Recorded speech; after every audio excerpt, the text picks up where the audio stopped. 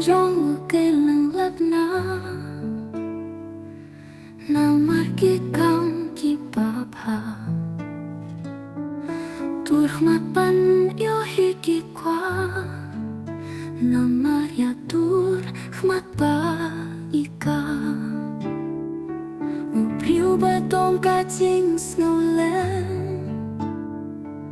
kamyar kung ungin siyan Shisha ukun prans nani nakabenta untuk orang li Gerteng YouTube apa udon nitip our storyteller LYNDON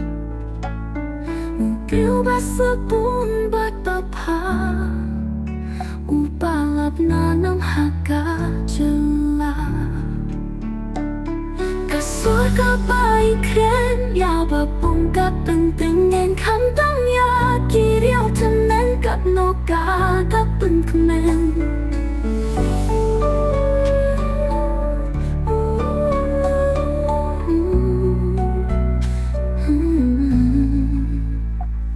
Upiu ubas nyelit Ahmad ya uplay ubu Hajin yay lengki labung kijin wet uplay unang kerhushushu Kiba asyang hakalanor Junom ya pikin temot